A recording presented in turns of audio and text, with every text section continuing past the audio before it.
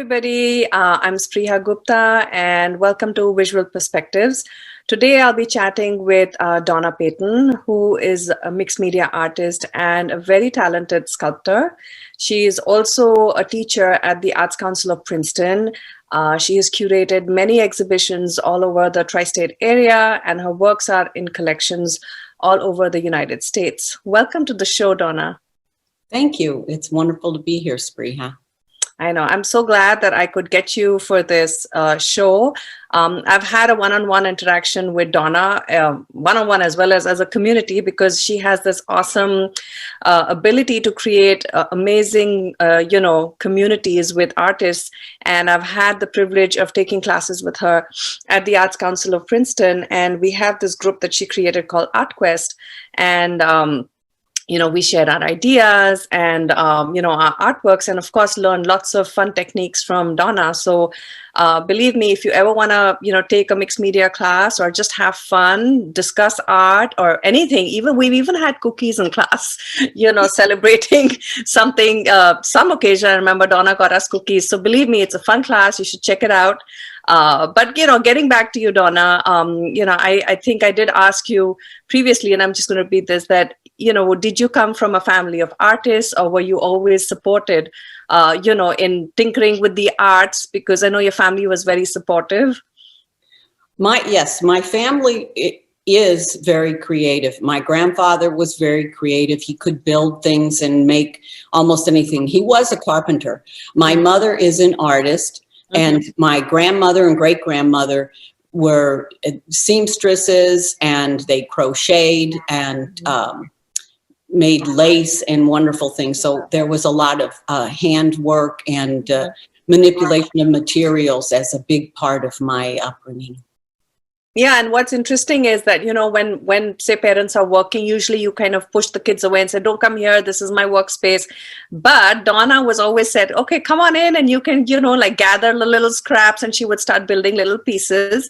So I wanted to share this piece called The Wooded Silence, which is, I think it's an amazing sculptural assemblage that she has put together of discarded items. And I just think it just speaks volumes, even though it's, it says wooden silence, but I think it has so much going on. It's very interesting. And, Donna has kind of evolved as an artist, starting in Missouri and then moving to LA and then Florida and then ending up in New Jersey and New York. It's been quite a journey for you, Donna. And how would you describe that journey for yourself? Well, I really enjoyed Missouri. I enjoyed the Ozarks when we would go to the Ozarks. I enjoyed the museum in St. Louis. And then to experience LA after having gone to undergraduate school in Missouri was really wonderful, because the world was wide open in terms of kinds of art you could make and kinds of art that were accepted in the art world. So a lot of exposure to different styles, and then I see that your work evolved from then to, you started including, I would say, a lot of the relationship between human beings in relationship with society and consciousness, as well as humanity, which you show through your symbols of the human heart and the brain. And in your works that you did in 2018, 2019, I see you have some things called, the pieces called Transformative Power, the Tree of Empathy. So I think you were kind of starting to move in a different direction. Is that right? What inspired you to move in that direction? Well, I wanted work that could convey my ideas a little more clearly, and work that would not just be passed off as abstract and not easily understandable. So I wanted to appeal to people who needed to look at something to label it, to recognize. So in a heart, in a brain was as far as I could go in my realism, to express my ideas about the connectedness of everyone, how everyone is all connected together and we're connected in this universe. And I wanted the idea of oneness in humanity being a part of nature and the world and the universe to be clear. So I thought, what symbols could I use that would signify humanity without representing gender or race? And I thought that a heart and a brain would would show that kind of theory very well, because it's also, I'm talking about quantum physics, I'm talking about the atoms and the activity of the atoms, and we have all of us are atoms and made up of atoms and particles, and it's all that energy that I really wanted to convey. So it's very universal. That's what I mean, we're all made up of atoms, and I think that kind of comes through really strongly through your work. And it's interesting when I read what you were saying, that the various forms and colors are interpretations of Bindu or Hindu, a dot representing the point from which all things emerged, the creation of something from nothing, and from a variety of readings in spiritual literature. So you're also influenced by, the great scriptures, and how that's like a center point from where everything originates, right? Absolutely. And you find these kinds of ideas about everything being connected in Sioux. The Ogallala Sioux have they didn't have writings, but in their philosophies, they have the idea of the universe being all connected in nature. We're all a part of nature. The Buddhists, Judaism, Sufi, they all had ideas of connectedness. And I found that everywhere. And I found that even in quantum physics, Richard Feynman, the strange theory of light and matter, and how energy works in waves. And it just seemed to all be just saying this interconnectedness all over and over and over again. And the fact that now, we have the Me Too movement, we have Black Lives Matter, people are realizing that these separate groups need to interact together as a whole. And recognized as a whole in a beautiful interaction in life and human understanding. Yeah, no, that's absolutely true and very central to your work. And I wanted to discuss a few pieces more in detail. So it's interesting to know that I mean, during one of our classes, of course, or all our classes, we have like this little bin which has things from all over. There's scraps of paper, there's measuring tapes, there's cards, there's like stuff all over. So Donna is a collector. She collects like discarded items, they're, architectural parts, and there's this, that, and the other. And she makes these beautiful, interesting layers on her pieces. And the one that I'm going to speak about right now is Stardust, and it has a companion piece to it. So can you tell us a little more about what inspired that piece? We Are Stardust is a painting that I started about 2 years ago. And originally I used a technique called grattage, which Max Ernst used a lot in the 1920s, where you put objects underneath canvas and you scrape paint over or off so that it has the impression of the objects below it. So to start with in that piece, I had hanging baskets that were wire hanging baskets, and I laid them out on a table, and the canvas was not stretched, and I laid that over these forms, and I applied red paint, and then I applied darker red paint over that, and then scraped off the red paint so that the brighter red paint showed beneath it. So I had these series of star-like images that were spoke-like and projecting out all over the canvas. And I began painting out sections of it and putting stripes on the bottom. And then I needed to add the heart in a circle. And I'm looking at it right now so that I can make sure I can explain exactly about the painting. Then I used a technique where I dip the edges of mat board into paint and I press it down onto the canvas so to have these radiating rays going out. And then I painted the little sort of checkerboard areas of the rays, areas that made diamonds and squares. And inside each one of the central parts are cells dividing, human cells that I was painting from all kinds of biological books that I was looking at that had pictures of cells dividing. And those cells, there are 2 or 4 or 5 or 6 that are dividing. And in there, I wanted to show the energy of birth, and the heartbeat represents humanity. And the stripes on the bottom is just a application I enjoy using that brings your eye into the piece. It's such a striking piece, and I love the companion piece that you also created with it. Was that something that you preconceived, like you knew you're going to do like 2 pieces, or was it like while you were making the big piece, you said, okay, I want to make a companion piece with it? Well, I love this color aid paper that comes. It was actually, it's paper that you can buy, but it was for a design class to study combinations of color. And I have a lot of the paper left from the class. And so I thought, you know, I'm gonna put these together, but they're so small. They're only about 6 by 8 inches each one. And I'm not interested in working small, so I put them all together. And I decided to, actually, I used to use them to mix up my paint. I would take a piece of color aid paper and I would hold it up to the color and I would see if another color looked like it or, you know, and then I started looking at these color aids as not just aids, but as actual Colors. Substrates for my collages.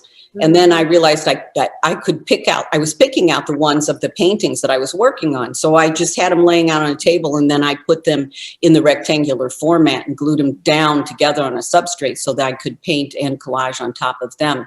And I thought, since these are colors that came from the painting, why don't I do a companion piece that sort of looks like the painting? No, it's really cool. And even the other piece, that which wears witness to it, I think I like the fact that you have, like, you've made this little ball, which is like, again, an assemblage of various materials, and you have that as an extension of the piece. And you have so much going on in that piece. I mean, you know, I know you've used different techniques. There's spray paint in there. And, you know, do you want to tell us what all you did with that piece? Yes, and it really went through a lot of transformations. At first, it was about probably 4 years ago. It was painted all that sort of greenish gray color, and I had stenciled little planets in my mind, all around, like bubbles, but they were planets in my mind. And the painting was going to be this sort of planetary thing with some clouds, you know, coming. So I started painting that way, and then I stopped because I work on a lot of things at one time.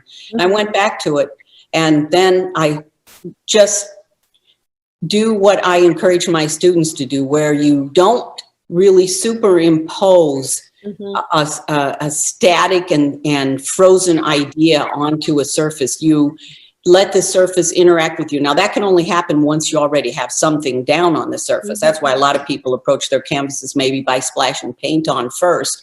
Then they interact with that before they make the next move. So I put the diamond shape, which was from a previous painting I had done, that I liked that diamond shape, blocking it out. And then I wanted to do the scraping across of the paint color like a Gerhard Richter. See, you know, I mean, we don't create in a frozen environment uninformed by other arts and other things. And so it's fine to borrow from other artists. So I swiped across with all these different colors, and then I painted the trees, which I had been doing trees so much. I painted the trees on top. This is within the triangular thing. And it felt like it needed the shadow. But the only way that I felt I could do a shadow was spray paint, because that looks more ephemeral and has this sort of fuzzy beautiful. look. It's so sublime. Yeah, it's really pretty. And then I wanted all this energy behind the tree. So, and I love paint sticks. I got RNF paint sticks, and I love them. And I just started you know, scribbling around. And I had one blank area that I knew I was going to put the brain in for scribbling around all this other energy. And then I had this ball of sticks that I more or less clean my brush off. It's a ball of wooden sticks, and I clean my brush off every time. So it's full of multicolors. And this was looking like that whole wonderful entanglement. In the background. And I just thought, well, would I put that on a pedestal near the painting when I show it? No, I'm going to hang it above. So that's where that came about. And I know you love hanging things on your pieces. You always want something which is kind of on it or next to it, or, you know, hanging from it. So yeah, it works really well. The third piece I want to discuss was the Spinal Belts, which is actually a sculptural piece and was part of a show at the Arts Council of Princeton, which you also curated, right? So how tall is it? It looks like a really big piece. Yes, it's 10 feet tall. Oh my God. Okay. Yeah. Yeah. Oh, wow. And it's so interesting. I mean, I love the fact that it has these bells hanging. And so how did you do it like in layers? Of course, I mean, because you had to build it up to 10 feet. Right. Right. Well, this was, I co-curated this with Kathleen Preziosi, and this was for the Princeton Artist Alliance group. And our theme was art and music, touching sound was the name of the exhibit. I found a musician that had composed a piece, and it was called Paper Melodies, My Music Box. Okay. Music. That's the name of it. And that's Jason Troiding, who is with Soul Percussion from Princeton University. Okay. And he is friends with Mobius Percussion, who recorded this particular piece of his. Okay. So I asked him if we could use that. Mobius let us use the recording, and then because we wanted a partnership between art and music. I'm always interested in themes of shows where it shows a partnership, interdisciplinary partnership with science or physics or biology, or in this case, music.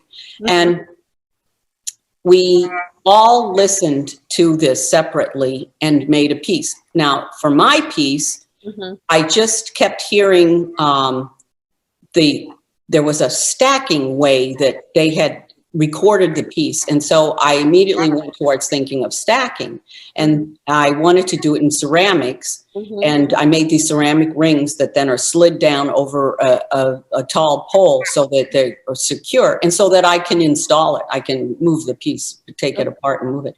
And I made holes in each one of the rings, and well, almost each one. Some of them I didn't. And then I hung a chain so that I could put this little bell so that it would indicate that I was listening to music, and it had some indication that there was sound involved. Now, do I encourage people to go up and shake the bell? No, not too much, but maybe, maybe in some cases, somebody could shake the bell, but it's not important to shake the bell as a visual.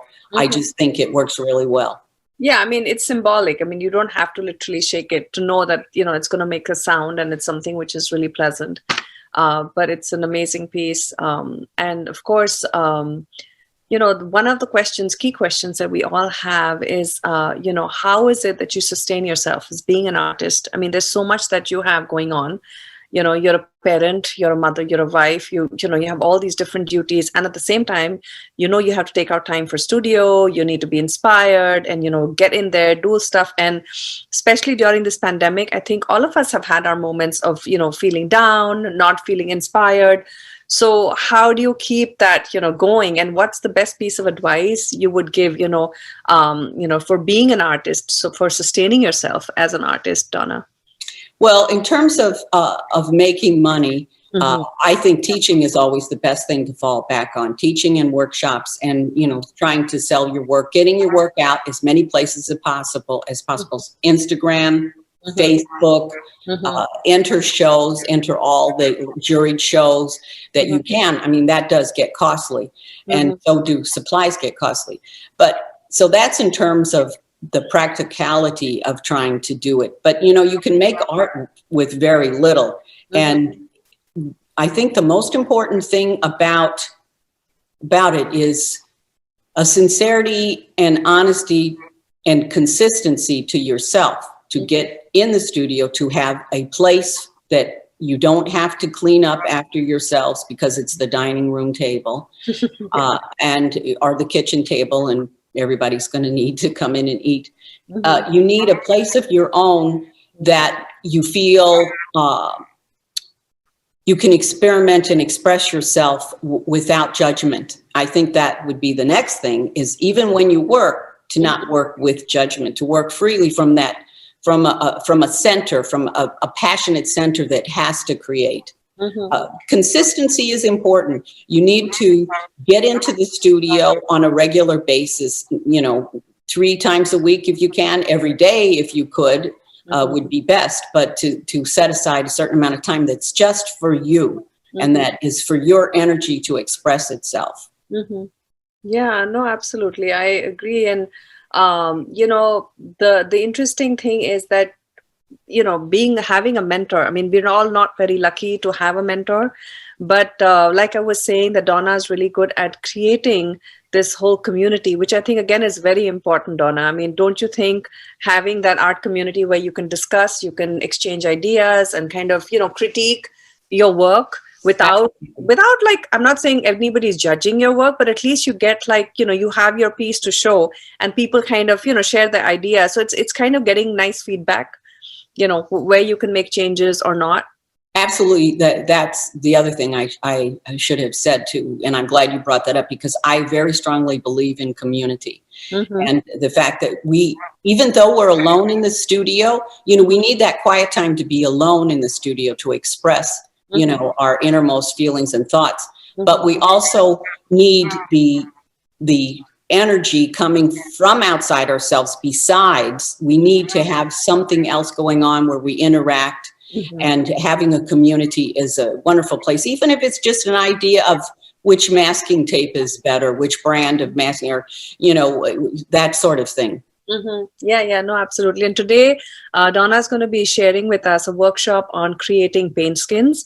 And the interesting thing about these are that, of course, it takes a while to create them. You can make a couple of them at one time, kind of let them dry. The drying period is longer, right, Donna? It takes a little while for it to dry, but once it's dried, you can literally peel it off the paper and use it in your art pieces or whatever you want to create. It's really interesting. So, Donna, we look forward to doing that workshop. And thank you so much for joining us today and sharing your insights. Thank you, Spriha. Of course.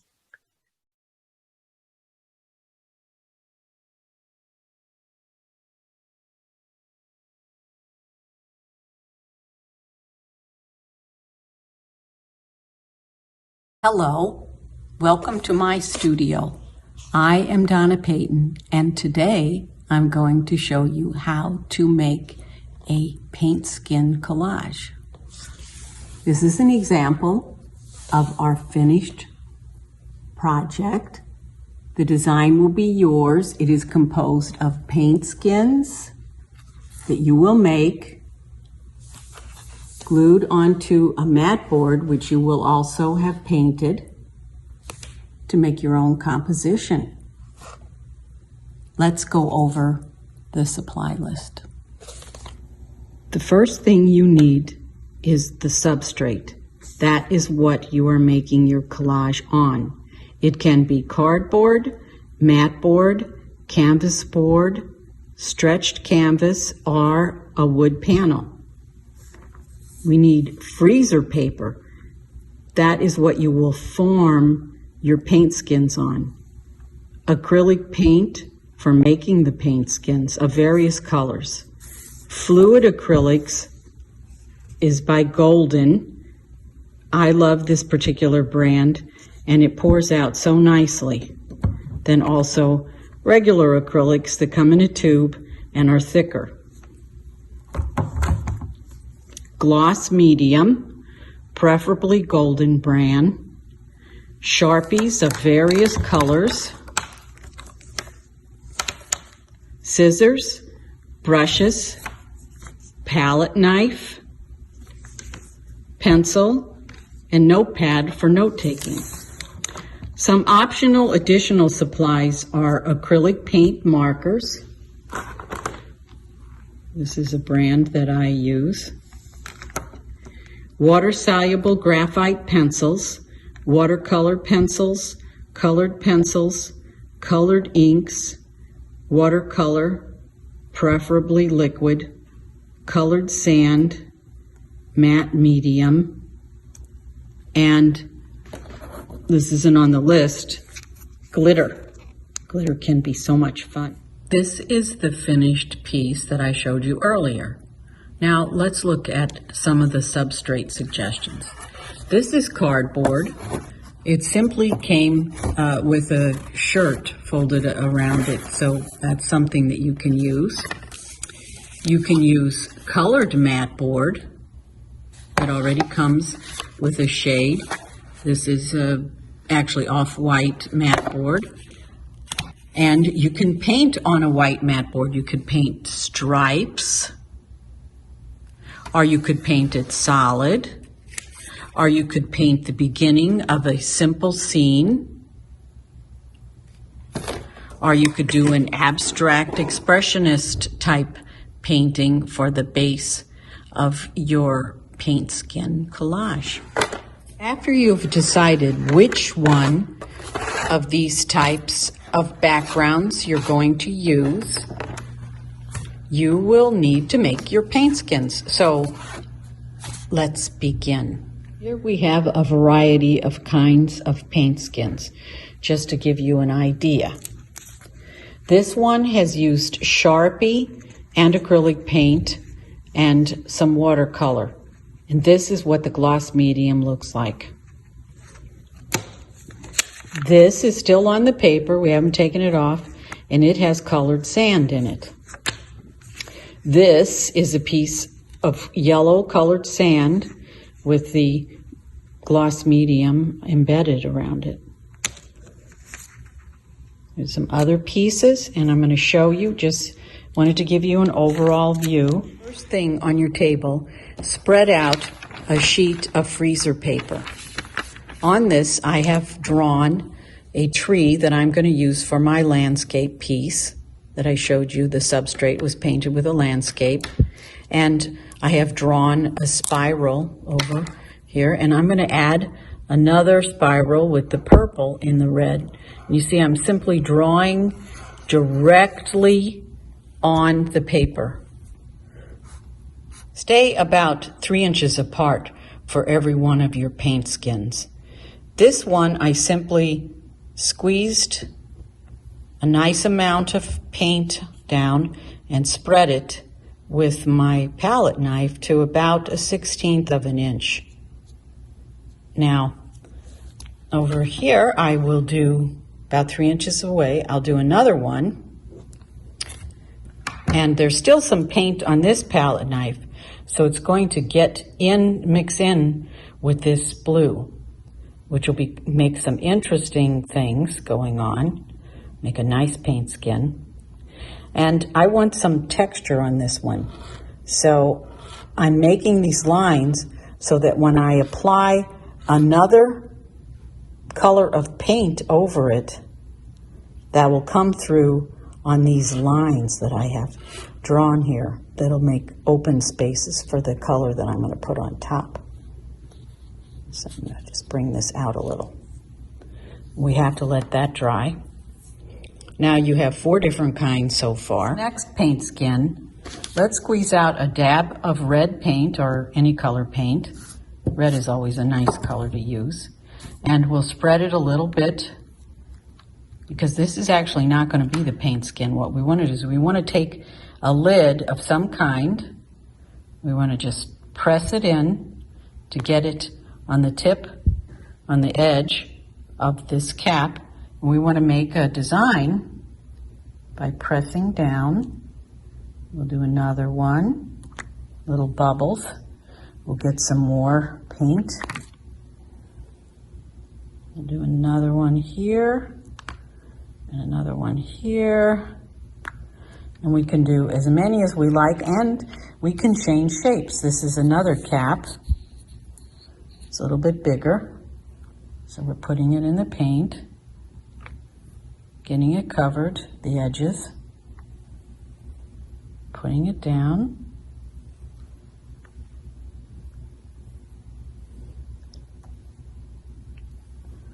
So there we have another design that we can use.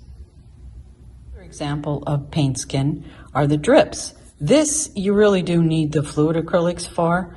You can use the other, but it's not quite the same. And we're just dripping little drips. I'm going to change colors. I'm going to drip with this green also.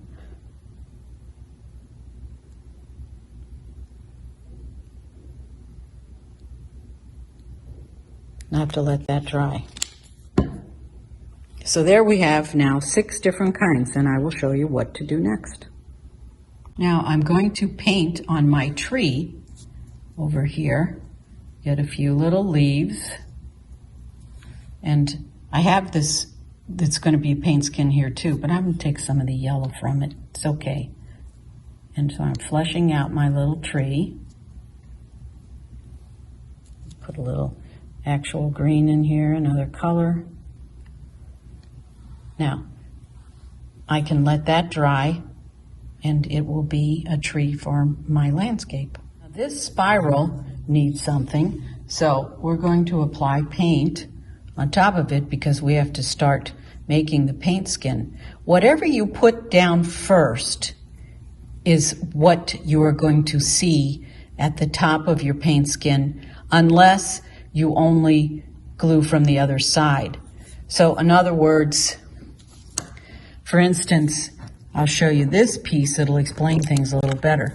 The last paint I put on here was red, and then I poured the gloss medium over it. The first thing I put down, surprise, is a yellow, a pale yellow. Then I put purple, then I put the red. Now I can use either side for my paint skin. But over here, I really want to see the spiral, so I put the green paint on. And I have to put another layer of thicker green paint so that it has about a 1/16 of an inch of a skin. Now remember these two? The one that I did with the bottle cap and the drips? They have to dry before we can pour any medium on the top of them. And in the case of this one, I'm going to put red on top, but only when that dries. And why would I put the red on top? Because I want the red lines that here are scratched through to the freezer paper to show as red lines. So I'll cover the whole back of it with some red paint when this paint has dried. But here I have some that have already dried, and I'm going to show you the process now. This is Polymer Medium gloss. It's important. If you use matte, there you have a frosted look. And I am simply pouring a little bit, see where it's coming out here. And I want to cover all of the dots, and it does run a little bit after it starts pouring. So, and that has to dry now. And when it dries, it'll be clear. Now, we'll have to do the same thing with this one when it does dry. So, have fun with this project. And you can smear different colors together. See what happens when you smear some other colors into each other. Now let's peel some off of the paper, the freezer paper. They're stuck a little bit. You can pull them off gently when they're dry. It takes about 24 to 36 hours, depending how thick the paint is and how thick the gloss medium that you put down is. Then you can see this one had a lot of texture on it that I scraped through with a palette knife with the yellow, and then I put the blue over it. That's what I want to do with that other one that I showed you.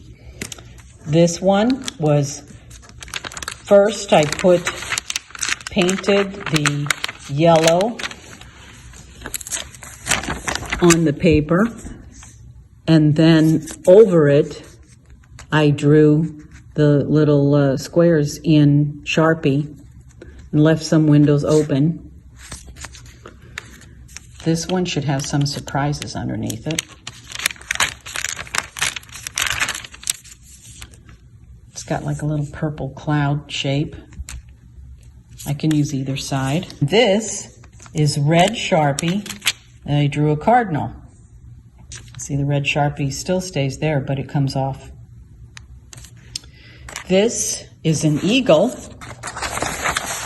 that I drew on here with also a red Sharpie. Different Sharpies sometimes come out or maybe this might have been purple, a purple Sharpie. The color changes a little bit in the medium. Black doesn't though. And so now I have an eagle, and I could use either side. I poured 2 little puddles, and again, I'll show you how to pour the puddle out. And you can make these as big and as wide as you want them to be, and you can move it around with a palette knife.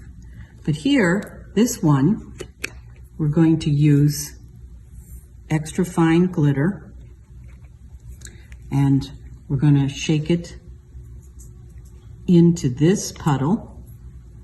Now for something a little interesting, also we're going to use, this is colored sand, got it at a craft store. We're going to put some in here. And we have some red for the other one. And we're going to put some red in here. And then we can drip a little bit of the watercolors. This is Doc Martin's watercolors. And they'll spread out, and they won't stay in dot form. They'll spread out in sort of color. You can see them changing a little bit right now. This is one of the sand inside of the gloss medium paints. These are the dried examples of the puddles of gloss medium. I poured the blue sand in this one, and I put the dots of the watercolor, and I told you they wouldn't stay as dots, and you see how they ran. And this is the red sand, and this is the glitter. These are the drips that we poured of the fluid, golden fluid acrylic. We poured the drips, and then we went over it with a puddle of gloss medium. And you can see I can use either this side or this side. For the tree to become a paint skin, the Sharpie has to have a layer of medium poured over it. So to cover the tree, we will pour the gloss medium over all of it, and then we will let it dry. Here is the tree that I started with the Sharpie drawing in black, and then using paint green and a turquoise color and yellow, I dabbed in the leaves, and then over that I poured the gloss medium. Now it is dry, and I can peel it off.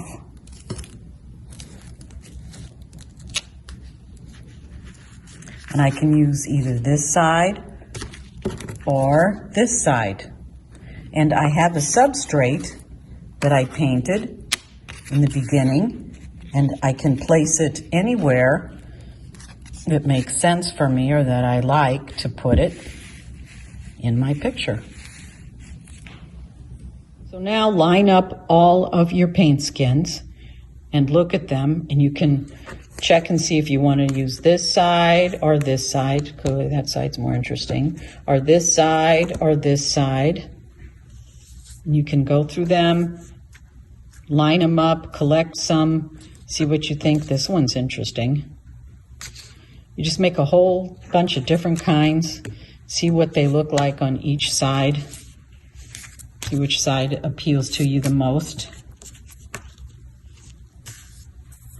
And now we will begin assembling them. This is the substrate that I'm going to do my collage on.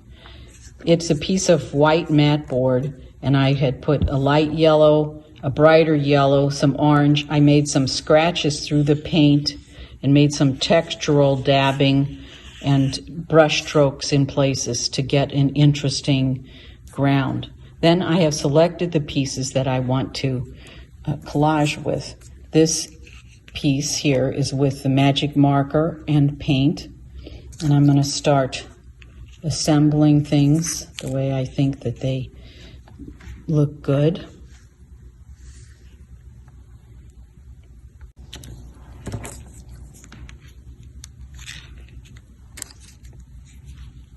So this is just about placing the pieces around to try to find what is of most interest to you. Now, there are different things we can do. This piece here doesn't interest me as much as this one, which came like this, but I really want it to be a square. So I can use a scissors and cut it. And it cuts very nicely. And the cut pieces I can use for something else. This piece that's rounded at the end, I think I would like the way it'll overlap into my spiral or under my spiral. Yeah, that's pleasing. I like that. Move the spiral down a little bit. Now is the time to work with placement to see what is most interesting for your composition.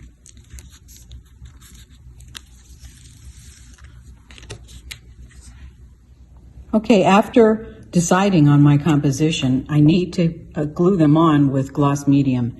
I like to use these trays that are really the lids from takeout food. So I pour a little bit of gloss medium. Then I take the pieces that I'm pretty sure that I know where they should be. They kind of stick a little bit to the acrylic paint that's already there, so that sort of holds them in place. But I put a liberal amount of gloss medium. And even though now it looks milky, it won't be that way when it dries. This is a layered piece, so I have to put this one down first.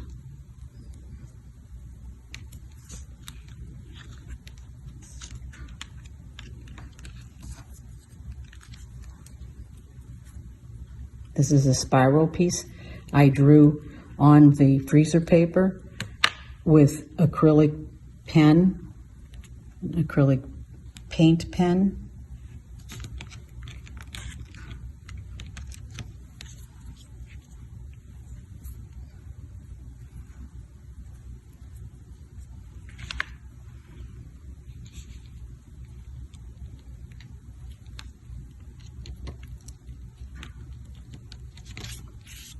I like to smooth everything out because there will be textural fingerprints if it's not smoothed out. So I'm going over all of it, but not on the board itself. But you can do that, but then the whole thing will be shiny. And so there we are. Your finished paint skin project. And that's how you make a paint skin collage. I hope you enjoyed this project and you experiment with the many ways of making paint skins and gluing them on and attaching them to substrates. Continue with your creation and enjoy. Here is the tree that I started with the Sharpie drawing in black and then using paint green and a turquoise color and yellow. I dabbed in the leaves. And then over that, I poured the gloss medium. Now it is dry, and I can peel it off.